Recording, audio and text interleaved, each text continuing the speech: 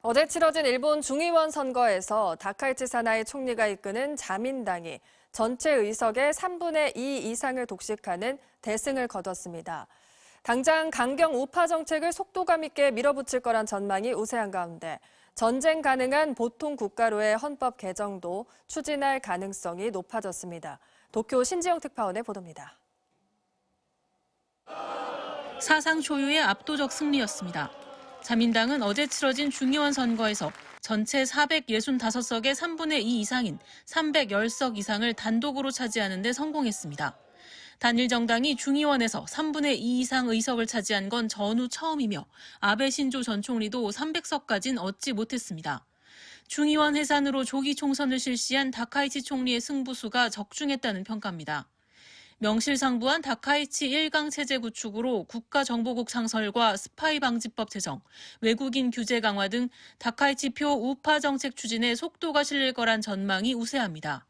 중의원에서 3분의 2 이상 의석을 보유하면 참의원에서 부결된 법안도 재의결을 통해 가결할 수 있기 때문입니다. 더 나아가 개헌안 발의까지 가능한 의석수를 확보한 만큼 자위대를 헌법에 명기하는 개헌 작업에도 착수할 걸로 보입니다. 憲法になぜ自衛隊を変えちゃいけないですか。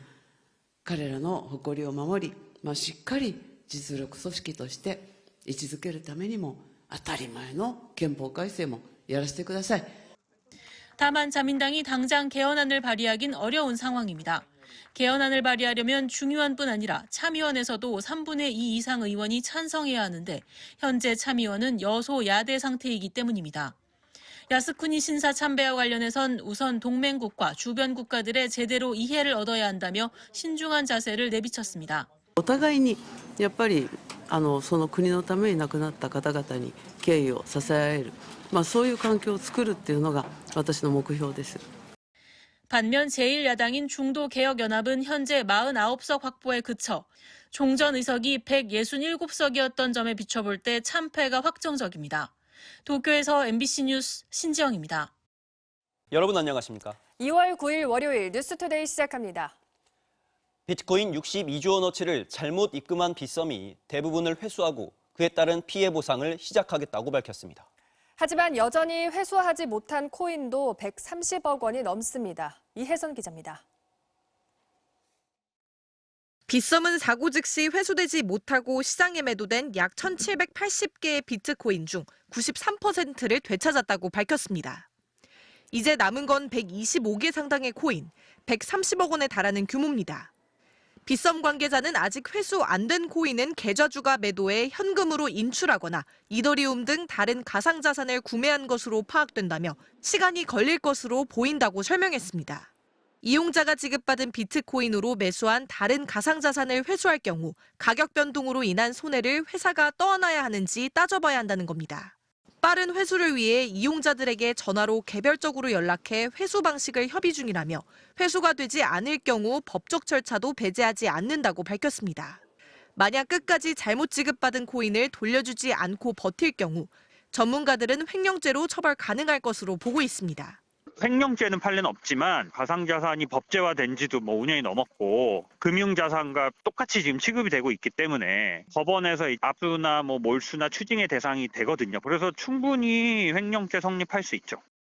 빗썸은 현재 보관 중인 가상자산 보유량은 이용자 예치 자산과 100% 일치하는 정합성을 확보했다며 고객 자산을 안전하게 보관 중이라고 강조했습니다. 하지만 대체 왜 빗썸이 보유한 비트코인의 13배에 달하는 62만 개가 장부상 잔고만 변경하는 방식으로 거래될 수 있었는지 여전히 의문입니다. 고의로 장부상 코인 숫자를 부풀려도 이용자들은 알 수 없는 건 아닌지, 이상 거래를 감지하는 내부 통제에 구멍이 뚫린 것은 아니냐는 지적도 나옵니다. 여전히 내부 통제 체제가 현재 금융기관보다는 미흡하다. 시스템상에서 어떤 행위가 벌어질 때는 한도를 어느 정도까지 정해서 쪼개놔야 되고. 일요일에도 긴급 점검 회의를 연 금융당국은 모든 가상화폐 거래소의 내부 통제 전반에 대해 점검에 나서기로 했습니다. 빗썸 측은 이번 사고로 비트코인 가격이 추락해 투자자들이 본 손실이 약 10억 원으로 파악됐다며 순차적으로 보상할 계획이라고 밝혔습니다. MBC 뉴스 이혜선입니다. 이재명 대통령을 공격했던 쌍방울 김성태 전 회장의 변호인을 2차 특검 후보자로 지명하며 논란을 빚었던 민주당 정청래 대표가 결국 사과했습니다.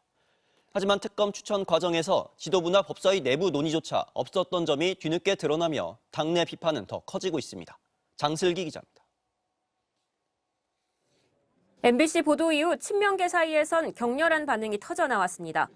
박홍근 의원은 이재명 죽이기에 동조했던 검찰 출신 법조인을 민주당이 특검 후보로 대통령 앞에 내밀었다며 당 지도부는 제정신이냐 물었고 이건태 의원은 배신과 반역이라는 단어까지 거론했습니다. 이재명 대통령에 대한 배신이며 민주당 당론에 대한 명백한 반역입니다.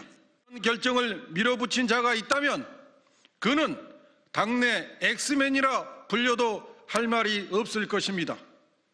이재명 대통령을 곤란하게 했던 김성태 전 쌍방울 회장의 변호인을 모르고 특검으로 추천했어도 문제지만 알고도 추천했으면 더 문제라는 겁니다.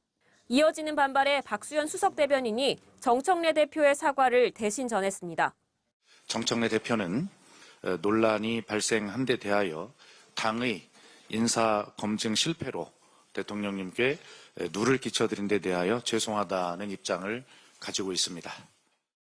하지만 특검 후보를 추천한 장본인이 정 대표의 측근인 이성윤 최고위원인 것으로 드러난 데다 추천 과정의 문제까지 지적되며 논란은 더 커지고 있습니다. 통상 특검을 추천할 때 법제사법위원회 소속 의원들과 상의하지만 이번엔 그런 절차가 없었고 당 최고위원회에도 보고된 바가 없었다는 겁니다. 한 전직 지도부 의원은 정청래 대표가 과도하게 챙기다 사고가 터진 것이라 평가했고 원내 지도부를 향해선 공식 발표 전 대통령실과 상의하는 절차를 거치지 않은 점이 아쉽다고 지적했습니다. 이성인 최고위원은 SNS를 통해 전적으로 저의 책임이라면서도 쌍방울 임직원의 개인적 횡령 배임 등을 변호했을 뿐 대북 송금 사건과는 무관하다는 전준철 변호사의 입장문을 대신 올렸습니다. 당내 비판이 커지자 일단 정청래 대표와 이성인 최고위원 모두 몸을 낮췄습니다. 하지만 합당 문제에 특검 후보 추천 논란까지 겹치면서 여당 내 갈등은 쉽게 사그라들지 않을 전망입니다. MBC 뉴스 장슬기입니다.